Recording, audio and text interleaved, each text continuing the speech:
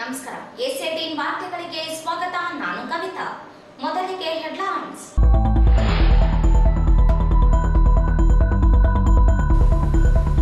ಲೋಕಸಭಾ ಚುನಾವಣೆ ನಾಮಪತ್ರ ಸಲ್ಲಿಸಲು ಕೊನೆ ದಿನ. 5 ಜನರಿಂದ ನಾಮಪತ್ರ ಸಲ್ಲಿಕೆ.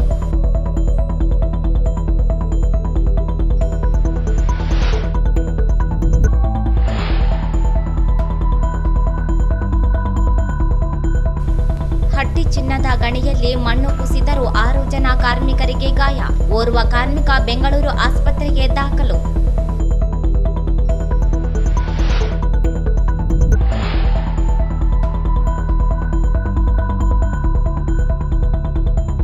ದೇಶಕ್ಕಾಗಿ ಚುನಾವಣೆ. ನರೇಂದ್ರ ಮೋದಿ ಮತ್ತೆ ಅಧಿಕಾರಕ್ಕೆ. ಅತಿ ಹೆಚ್ಚು ಅಂತರದಿಂದ ಗೆಲ್ಲುವ ವಿಶ್ವಾಸ. ಅಮರೇಶ್ವರ ನಾಯಕ್.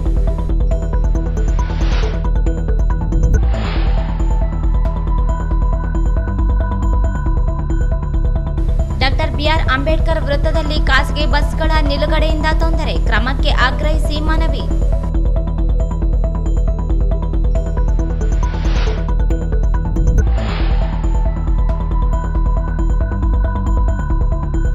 ಹುಬ್ಬಳ್ಳಿಯಲ್ಲಿ ಎಂಸಿಎ ವಿದ್ಯಾರ್ಥಿನಿ ಕೊಲೆ ಖಂಡಿಸಿ ಎಬಿವಿಪಿ ಪ್ರತಿಭಟನೆ.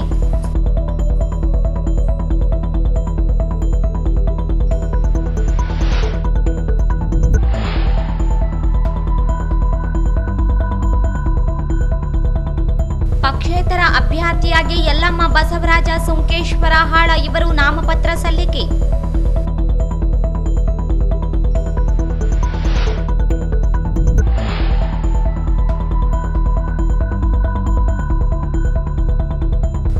ಲೋಕಸಭಾ ಚುನಾವಣೆ. ಜಿಲ್ಲೆಯಾದ್ಯಂತ ಮದ್ಯ ನಿಷೇಧಿಸಿ ಡಿಸಿ ಆದೇಶ.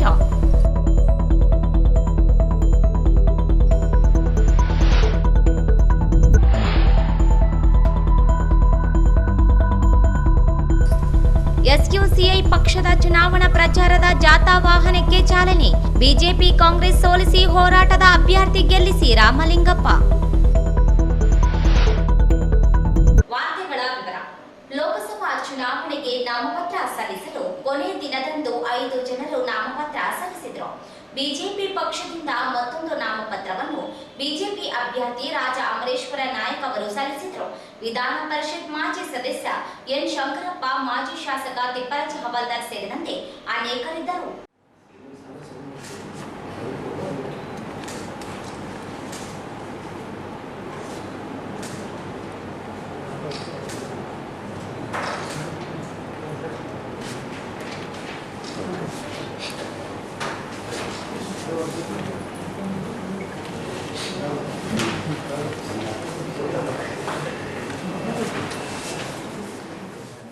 ಲೋಕಸಭಾ ಕ್ಷೇತ್ರಕ್ಕೆ ಜನಸಾಮ್ರಾಟ ಪಕ್ಷದ ಅಭ್ಯರ್ಥಿಯಾಗಿ ಮೇದರ್ ಶಾಮರಾವ್ ಕಲಬುರ್ಗಿ ನಾಮಪತ್ರವನ್ನು ಜಿಲ್ಲಾಧಿಕಾರಿ, ಜಿಲ್ಲಾ ಚುನಾವಣಾ ಅಧಿಕಾರಿ ಚಂದ್ರಶೇಖರ್ ನಾಯಕ್ ಅವರಿಗೆ ಸಲ್ಲಿಸಿದರು.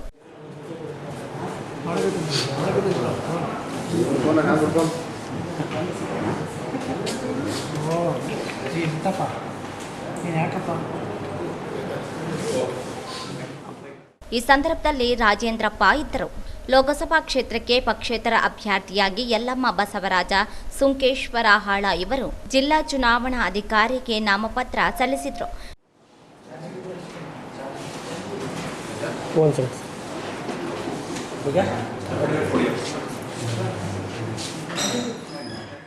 ಈ ಸಂದರ್ಭದಲ್ಲಿ ರಂಗಪ್ಪ ನಾಯಕ್, ಸುನಿಲ್ ಕುಮಾರ್, ಅಮರೇಶ್ ನಾಯಕ್ ಸೇರಿದಂತೆ ಅನೇಕರಿದ್ದರು. ಕಾಂಗ್ರೆಸ್ ಪಕ್ಷದ ಅಭ್ಯರ್ಥಿಯಾಗಿ ದೇವಣ್ಣ ನಾಯಕ್ ಮತ್ತೊಂದು ನಾಮಪತ್ರ ಸಲ್ಲಿಸಿದರು.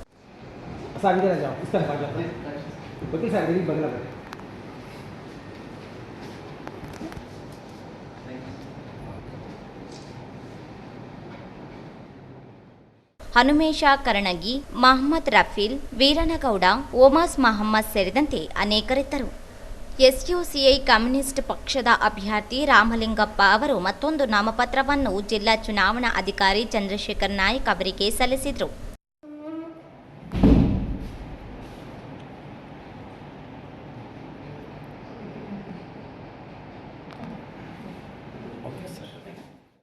ಈ ಸಂದರ್ಭದಲ್ಲಿ ಎನ್ಎಸ್ ವೀರೇಶ್, ಚನ್ನಬಸವ ಜಾನೇಕಲ್ ಇದ್ದರು. ಜಿಲ್ಲೆಯ ಹಟ್ಟಿ ಚಿನ್ನದ ಗಣಿಯಲ್ಲಿ ಬ್ಲಾಸ್ಟ್ ಆಗಿ 6 ಜನ ಕಾರ್ಮಿಕರು ಗಾಯಗೊಂಡಿರುವ ಘಟನೆ ಗುರುವಾರ ಜರುಗಿದ್ದು ಕಾರ್ಮಿಕನೋರ್ವನ ಸ್ಥಿತಿ ಗಂಭೀರವಾಗಿದೆ. ಗಣಿ ಒಳಮೈಯಲ್ಲಿ ಕೆಲಸ ನಿರ್ವಹಿಸುತ್ತಿದ್ದ ಕಾರ್ಮಿಕರುಗಳಾದ ಹುಲಗಣ್ಣ, ಮಲ್ಲರಾವ್, ಪ್ರಭಾಕರ್, ಮೈಕಲ್, ಮರಿಸ್ವಾಮಿಗೆ ಗಾಯಗೊಂಡಿದ್ದು ಸ್ಥಳೀಯ ಹಟ್ಟೆ ಚಿನ್ನದ ಗಣಿ ಆಸ್ಪತ್ರೆಗೆ ದಾಖಲಿಸಲಾಗಿದೆ. ಅವಘಡದಲ್ಲಿ ಗಂಭೀರವಾಗಿ ಗಾಯಗೊಂಡಿರುವ ಕಾರ್ಮಿಕ ಬಸವರಾಜ್ ಅವರನ್ನು ಬೆಂಗಳೂರಿನ ಖಾಸಗಿ ಆಸ್ಪತ್ರೆಗೆ ರವಾನಿಸಲಾಗಿದೆ. ಗುರುವಾರದಂದು ಬೆಳಗ್ಗೆ ಕಾರ್ಮಿಕರು ಕೆಲಸಕ್ಕೆ ಹಾಜರಾಗಿದ್ದರು. ಕೆಲಸ ಮಾಡುತ್ತಿದ್ದ ಕಾರ್ಮಿಕರಿಗೆ ಪೂರೈಸಲಾಗುತ್ತಿದ್ದ ಆಮ್ಲಜನಕದ ಗ್ಯಾಸ್ ಮಧ್ಯಾಹ್ನದ ಹೊತ್ತಿಗೆ ಬ್ಲಾಕ್ ಆಗಿ ಸ್ಫೋಟಗೊಂಡು ಏಕಾಏಕಿ ಒಂದು ಬದಿಯ ಮಣ್ಣು ಕುಸಿದಿದೆ. ಈ ವೇಳೆ ಉಸಿರಾಟದ ಸಮಸ್ಯೆಯಿಂದ ನಿತ್ರಾಣಗೊಂಡು ಕಾರ್ಮಿಕರು ಮಣ್ಣಿನಡಿ ಸಿಲುಕಿಕೊಂಡಿದ್ದಾರೆ. 25 ಲೆವೆಲ್ನಾಗ ರೋಬೋಟ್ ಹೊಡಗಿದ್ರಿ. ರೋಬೋಟ್ ಹೊಡ ಮುಂದಾಗ ಕಲಸ್ಪೆಟ್ ಆಯ್ತು. ಎಷ್ಟು ಜನ ಇದ್ದೀರಿ ಸರ್? ಎಷ್ಟು ಜನ ಇದ್ದೀರಿ ನೀವು? ಅಲ್ಲಿ 5 ಜನ ಇದ್ವಿ. 5 ಜನಕ್ಕೆ ಈ ಥರ ಗಾಯ ಏನಾಗಿದೆ? 5 ಜನ ಗಾಯ ಇಲ್ಲ, ಅವ್ರು ಸ್ವಲ್ಪ ಆಗ್ಯದ. 9 ಜನ ಫ್ರ್ಯಾಕ್ಚರ್ ಆಗಿರ್ಬೇಕು, ನನಗೆ ಸ್ವಲ್ಪ ಇಲ್ಲ ಅಷ್ಟೇ.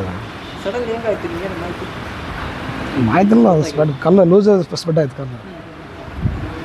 ಟೋಟಲ್ ಯಾರ್ಯಾರಿಗೆ ಇದಾಗಿದೆ ಸರ್? ಟೋಟಲ್ ನಾನು ಫೋರ್ಮೆನ್, ಇಬ್ಬರು 5 ಜನ ವರ್ಕರ್ ಇದ್ರು ನಿಮ್ಮ ಜೊತೆಗೆ.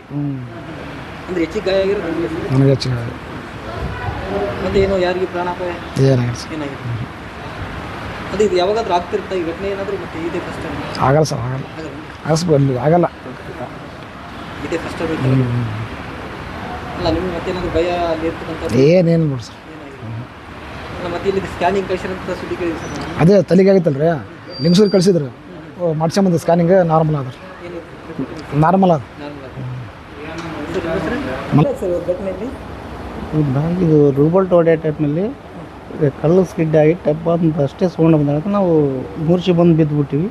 ಆಮೇಲೆ ಹಿಂದಡಿಗೆ ಏನಾಯ್ತು ಗೊತ್ತಲ್ಲ, 4 ಮಿನಿಟ್ ಎಲ್ಲ ಬಂದು ಸ್ಟಾಪ್ ಕಡೆಗೆ ಎತ್ತಿ ತೆಗೆದ್ರು ಅಷ್ಟೇ ಗೊತ್ತು. ಆಮೇಲೆ ಕೆಳಗೆ ಬಂದು ಸ್ವಲ್ಪ ಅಲ್ಲಿ ಲೇಟ್ ಬಿದ್ದಿದ್ದು, ಹಾಸ್ಪಿಟ್ಲಿಗೆ ಬಂದು.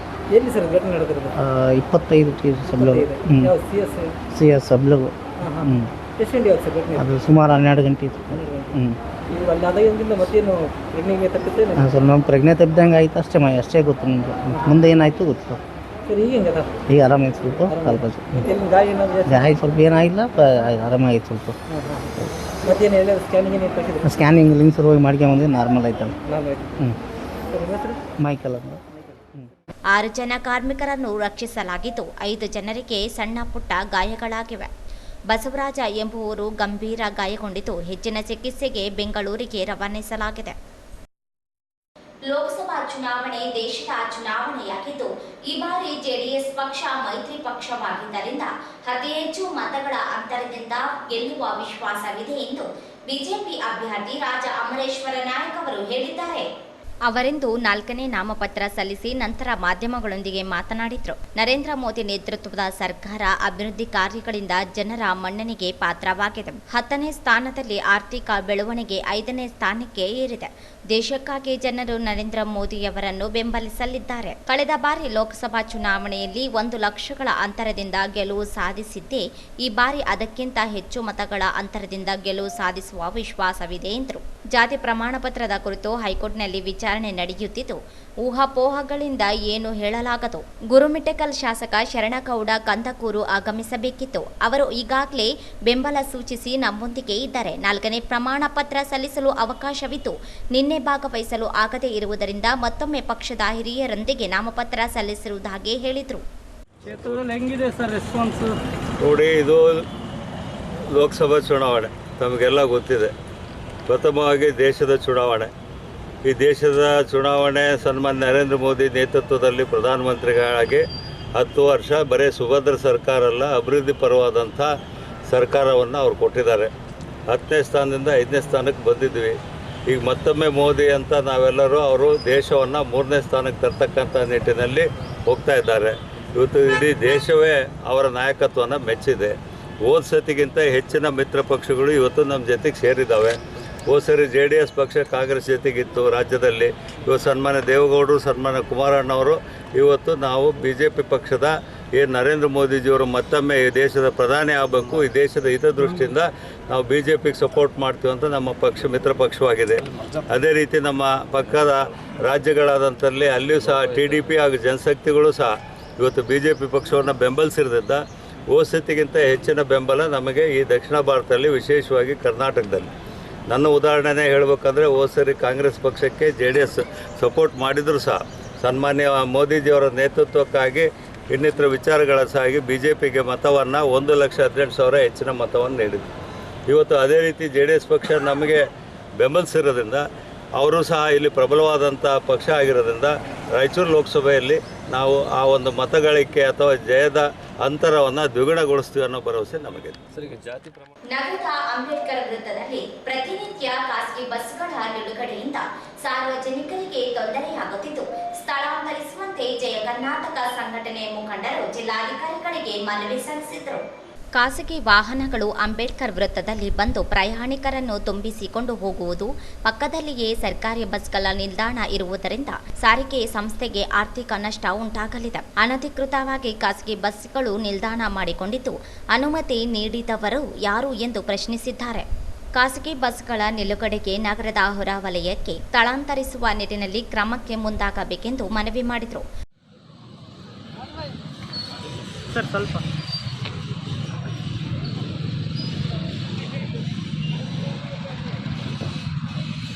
ಖಾಸಗಿ ಬಸ್ಗಳು ಅನಧಿಕೃತ ಬಸ್ ಸ್ಟ್ಯಾಂಡ್ ಮಾಡಿಕೊಂಡು ಜನಸಾಮಾನ್ಯರಿಗೆ ಹಾಗೂ ದ್ವಿಚಕ್ರ ಮತ್ತು ಕಾರು ವಾಹನದಾರರಿಗೆ ತೊಂದರೆ ಮಾಡುತ್ತಿರುವ ಖಾಸಗಿ ಬಸ್ಗಳು ಅಂದರೆ Sanjana travels, green line travels, VRL travels ಮತ್ತು SRS ಇನ್ನು ಮುಂತಾದವು ತಕ್ಷಣವೇ ರಾಯಚೂರು ನಗರದ ಹೊರವಲಯದಲ್ಲಿ ಸ್ಥಳಾಂತರಿಸುವ ಮಾಡುವ ಕುರಿತು. ಸರ್, ಆ್ಯಕ್ಚುಲಿ ಇದು ನಮ್ಮ ರಾಯಚೂರಿಗೆ ಅನಧಿಕೃತ ಮಾಡ್ಕೊಂಡು ಬಂದ್ಬಿಟ್ಟದ. ಈ ಥರ ಓವರ್ಲೋಡ್ ಮಾಡ್ಕೊಂಡು ಗಾಡಿಗಳು ಅಂಬೇಡ್ಕರ್ ಸರ್ಕಲ್ದಲ್ಲಿ ಟೋಟಲಿ ಜನಸಾಮಾನ್ಯರಿಗೆ ಓಡಾಡೋಕ್ಕೆ ತ್ರಾಸ ಮಾಡಿಬಿಡ್ತಾರೆ. ಒಂದು ಸಂಜೆ 6 ಗಂಟೆಯಿಂದ ನಿಮಗೆ ರಾತ್ರಿ 11:30 ತನಕ ನಾನ್ ಸ್ಟಾಪ್ ಒಂದು 50ರಿಂದ 60 ಬಸ್ಗಳು ಅನಧಿಕೃತವಾಗಿ ಅವ್ರಿಗೆ ಯಾರು ಪರ್ಮಿಷನ್ ಕೊಟ್ಟಿಲ್ಲ. ಅಲ್ಲಿ ಎಲ್ಲ ಜನಸಾಮಾನ್ಯರಿಗೆ ಭಾಳ ತೊಂದರೆ ಆಗ್ತದೆ. ಈವನ್ ಟ್ರಾವೆಲ್ಸ್ ಅವರು ಏನು ಮಾಡ್ತಾರೆ, ಓವರ್ಲೋಡ್ ಮಾಡ್ಕೊಂಡು ಇದು ಏನು ಟ್ರಾನ್ಸ್ಪೋರ್ಟು ಆ ಕೆಲಸ ಮಾಡ್ತಾರೆ. ಸೊ ಹಾಗಾಗಿ ಅವ್ರನ್ನ ಇಲ್ಲಿಂದ ಹೊರಗಡೆ ಶಿಫ್ಟ್ ಮಾಡೋದು, ಎಲ್ಲಿ ಸಾಪ್ನಲ್ಲಿ ಎಲ್ಲಿ ಹೊತ್ತಲ್ಲಿ ಜಾಗ ತಗೊಳ್ಳಿ, ಅವ್ರು ಅಲ್ಲಿ ಬಸ್ ಸ್ಟ್ಯಾಂಡ್ ಮಾಡ್ಕೊಂಡು. ಈ ಸಂದರ್ಭದಲ್ಲಿ ಜಿಲ್ಲಾಧ್ಯಕ್ಷ ಶಿವಕುಮಾರ್ ಯಾದವ್, ಜಿಲ್ಲಾ ಪ್ರಧಾನ ಕಾರ್ಯದರ್ಶಿ ಕರುಣಾಕರ್ ರೆಡ್ಡಿ ಗುಂಚಳ್ಳಿ, ಜಿಲ್ಲಾ ಸಂಘಟನಾ ಕಾರ್ಯದರ್ಶಿ ಜಾಫರ್ ಶರೀಫ್, ರವಿಕುಮಾರ್, MD ರಫೀಕ್ ಸೇರಿದಂತೆ ಅನೇಕರಿದ್ದರು. ಹುಬ್ಬಳ್ಳಿಯ BVP ಕಾಲೇಜಿನ MCA ವಿದ್ಯಾರ್ಥಿನಿ ನೇಹಾ ಹಿರೇಮಠ್ ಲವ್ ಜಿಹಾದಿಯ ಕಾರಣಕ್ಕೆ ಫಯಾಜ್ ಮಾಡಿದ್ದ ಭೀಕರ ಹತ್ಯೆಯನ್ನು ಖಂಡಿಸಿ ABVP ವತಿಯಿಂದ ಜಿಲ್ಲಾಧಿಕಾರಿ ಕಚೇರಿ ಅಧಿಕಾರಿಗೆ ಮನವಿ ಸಲ್ಲಿಸಿದರು. ಜಿಲ್ಲಾಧಿಕಾರಿ ಕಚೇರಿ ಎದುರು ಜಮಾಯಿಸಿದ ಕಾರ್ಯಕರ್ತರು ಘೋಷಣೆ ಹಾಕಿ ಆಕ್ರೋಶ ವ್ಯಕ್ತಪಡಿಸಿದರು. ಶಾಲಾ ಕಾಲೇಜುಗಳು ಜ್ಞಾನದ ದೇಗುಲಗಳು. ಇಂತಹ ದೇಗುಲದಲ್ಲಿ ಹಾಡು ಹಗಲೇ ವಿದ್ಯಾರ್ಥಿನಿ ನೇಹಾ ಹಿರೇಮಠಳನ್ನು ಭೀಕರ ಹತ್ಯೆಯನ್ನು ಮಾಡಿರುವ ಘಟನೆ ನಿಜಕ್ಕೂ ವಿದ್ಯಾರ್ಥಿ ಸಮುದಾಯದಲ್ಲಿ ಭಯದ ವಾತಾವರಣ ಮೂಡಿಸಿದಂತಾಗಿದೆ. KLE ತಾಂತ್ರಿಕ ವಿಶ್ವವಿದ್ಯಾಲಯದಲ್ಲಿ MCA ವಿದ್ಯಾಭ್ಯಾಸ ಮಾಡುತ್ತಿದ್ದ ವಿದ್ಯಾರ್ಥಿನಿ ನೇಹಾ ಹಿರೇಮಠ ಇವಳನ್ನು ಜಿಹಾದಿ ಕ್ರೂರ ಮನಸ್ಥಿತಿಯ ಫಯಾಜ್ ಎಂಬಾತ ಲವ್ ಜಿಹಾದಿಗಾಗಿ ಅವಳನ್ನು ಪ್ರೀತಿಸುವಂತೆ ಒತ್ತಾಯಿಸುತ್ತಿದ್ದ. ಪ್ರೀತಿಯನ್ನು ವಿದ್ಯಾರ್ಥಿನಿ ನಿರಾಕರಿಸಿದ್ದಕ್ಕಾಗಿ ಕಾಲೇಜಿಗೆ ಅಕ್ರಮವಾಗಿ ಪ್ರವೇಶಿಸಿ ಚಾಕುವಿನಿಂದ 9 ಬಾರಿ ಇರಿದು ಬರ್ಬರವಾಗಿ ಹತ್ಯೆ ಮಾಡಿದ್ದನ್ನು ಖಂಡಿಸಿದರು.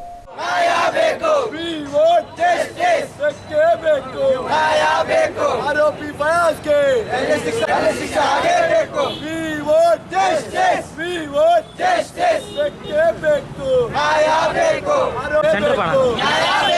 ಆರೋಪಿ ಫಯಾಜ್ಗೆ ಶಿಕ್ಷೆ ಆಗಬೇಕು. ಕಾಲೇಜಿನ ಒಳಗೆ ಬಂದು ವಿದ್ಯಾರ್ಥಿನಿಯನ್ನು ಹತ್ಯೆ ಮಾಡಿದ್ದು ಕಾನೂನಿನ ಯಾವುದೇ ಭಯವೂ ಇಲ್ಲದಂತಾಗಿದೆ. ರಾಜ್ಯದಲ್ಲಿ ಕಾನೂನು ಸುವ್ಯವಸ್ಥೆ ಎಷ್ಟು ಕುಸಿದು ಹೋಗಿದೆ ಎನ್ನುವುದು ಸ್ಪಷ್ಟವಾಗಿ ತಿಳಿಯುವಂತಾಗಿದೆ. ಈ ಘಟನೆಯಿಂದ ರಾಜ್ಯದ ವಿದ್ಯಾರ್ಥಿ ಸಮುದಾಯ ಭಯಭೀತಗೊಂಡಿದೆ. ಪೊಲೀಸರು ಕೂಡಲೇ ಸೂಕ್ತ ತನಿಖೆಯನ್ನು ಕೈಗೊಂಡು ಅಪರಾಧಿಗೆ ಉಗ್ರ ಶಿಕ್ಷೆ ನೀಡಬೇಕು. ರಾಜ್ಯ ಸರ್ಕಾರ ದಿನದಿಂದ ದಿನಕ್ಕೆ ಹದಗೆಡುತ್ತಿರುವ ಕಾನೂನು ಸುವ್ಯವಸ್ಥೆಯ ಬಗ್ಗೆ ಗಂಭೀರವಾಗಿ ಪರಿಗಣಿಸಬೇಕು. ಕಾಲೇಜು ಕ್ಯಾಂಪಸ್ಗಳು ಸುರಕ್ಷತೆಯ ಕೇಂದ್ರಗಳಾಗಬೇಕು. ಈ ನಿಟ್ಟಿನಲ್ಲಿ ಪೊಲೀಸ್ ಇಲಾಖೆ ಗಮನ ಹರಿಸಬೇಕು ಹಾಗೂ ಉನ್ನತ ಮಟ್ಟದ ತನಿಖೆ ಮಾಡಬೇಕು ಎಂದು ಒತ್ತಾಯಿಸಿದರು.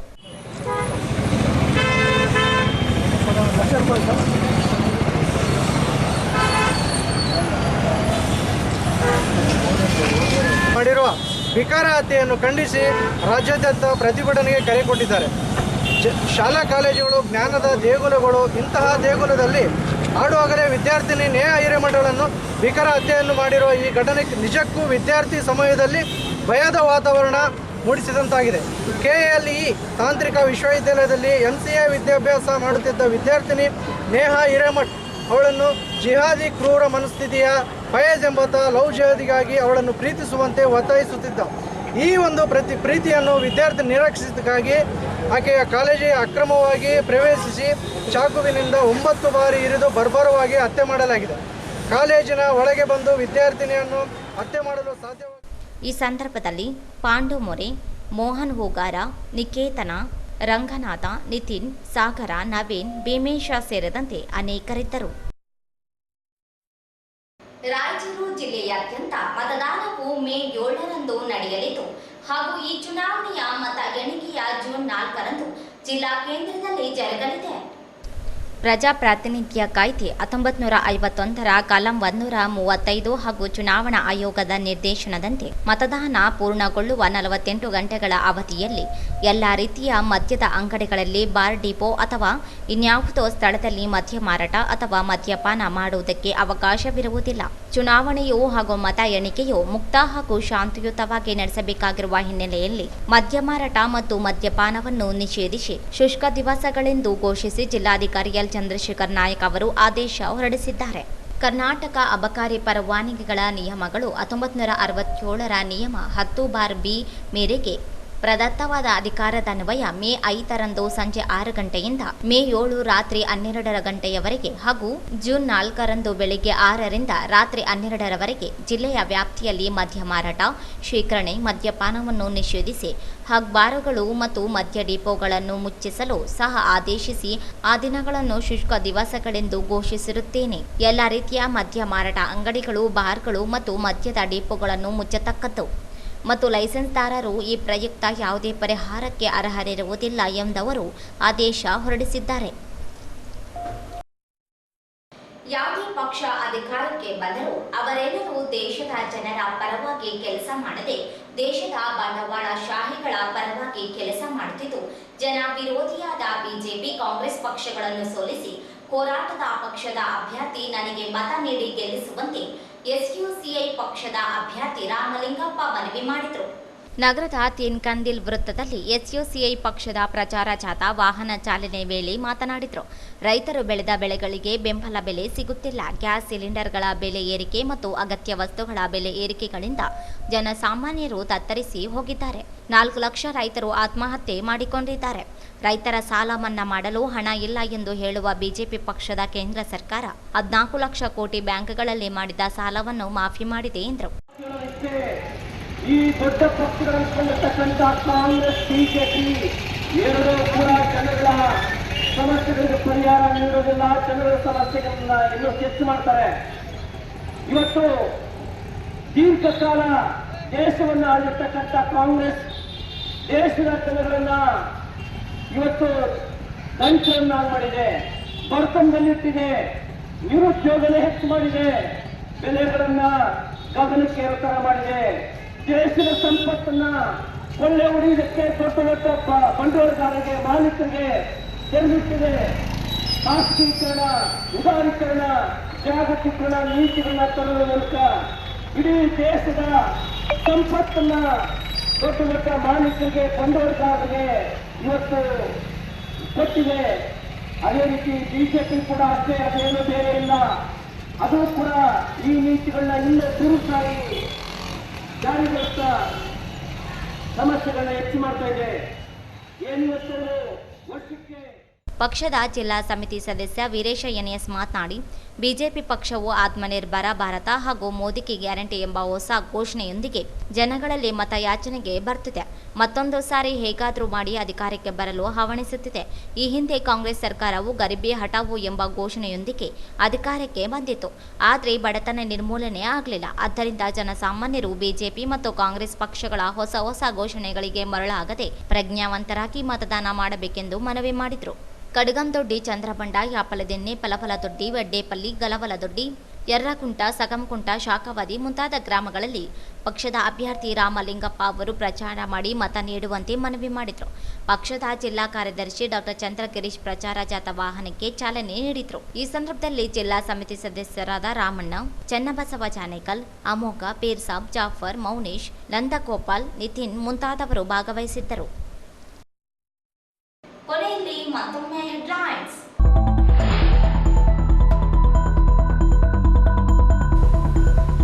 ಲೋಕಸಭಾ ಚುನಾವಣೆ ನಾಮಪತ್ರ ಸಲ್ಲಿಸಲು ಕೊನೆ ದಿನ 5 ಜನರಿಂದ ನಾಮಪತ್ರ ಸಲ್ಲಿಕೆ.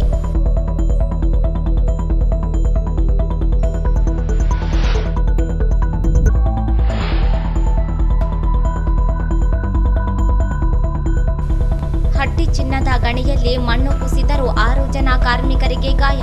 ಓರ್ವ ಕಾರ್ಮಿಕ ಬೆಂಗಳೂರು ಆಸ್ಪತ್ರೆಗೆ ದಾಖಲು.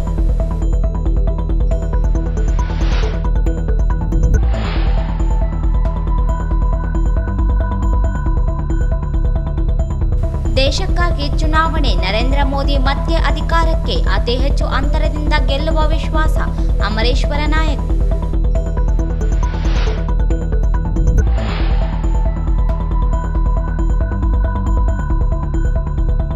ಡಾಕ್ಟರ್ ಬಿಆರ್ ಅಂಬೇಡ್ಕರ್ ವೃತ್ತದಲ್ಲಿ ಖಾಸಗಿ ಬಸ್ಗಳ ನಿಲುಗಡೆಯಿಂದ ತೊಂದರೆ, ಕ್ರಮಕ್ಕೆ ಆಗ್ರಹಿಸಿ ಮನವಿ.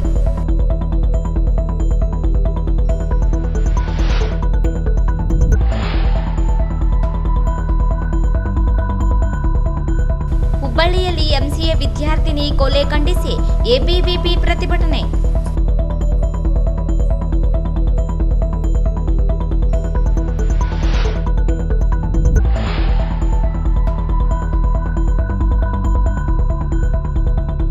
ಪಕ್ಷೇತರ ಅಭ್ಯರ್ಥಿಯಾಗಿ ಯಲ್ಲಮ್ಮ ಬಸವರಾಜ ಸುಂಕೇಶ್ವರ ಹಾಳ ಇವರು ನಾಮಪತ್ರ ಸಲ್ಲಿಕೆ.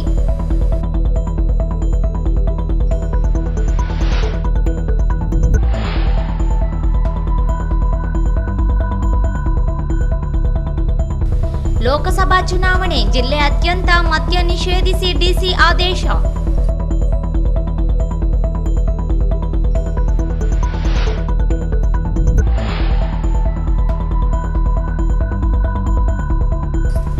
ಎಸ್ಯುಸಿಐ ಪಕ್ಷದ ಚುನಾವಣಾ ಪ್ರಚಾರದ ಜಾಥಾ ವಾಹನಕ್ಕೆ ಚಾಲನೆ. ಬಿಜೆಪಿ ಕಾಂಗ್ರೆಸ್ ಸೋಲಿಸಿ ಹೋರಾಟದ ಅಭ್ಯರ್ಥಿ ಗೆಲ್ಲಿಸಿ ರಾಮಲಿಂಗಪ್ಪ.